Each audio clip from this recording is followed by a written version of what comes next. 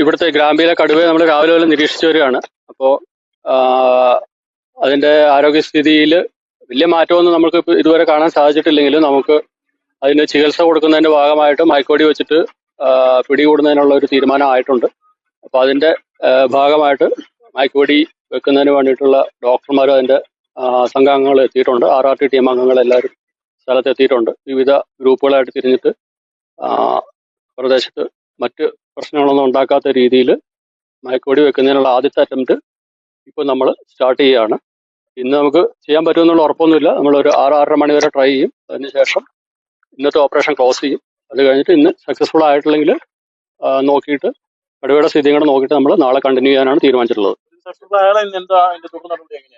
Successful ആയിട്ടില്ലെങ്കിൽ നമ്മൾ കടുവയെ തൊട്ടടുത്ത് പരിചരണം നൽകുന്നതിന് വേണ്ടിയിട്ട് തേക്കടിയിലേക്ക്, അതല്ലെങ്കിൽ അത് കടുവയുടെ ആരോഗ്യസ്ഥിതി നമ്മൾ പരിശോധിച്ച് തീരുമാനിച്ചതിന് ശേഷമാണ് നമുക്ക് അതിനൊരു കൃത്യമായിട്ടുള്ള തീരുമാനം എടുക്കാൻ പറ്റുള്ളൂ.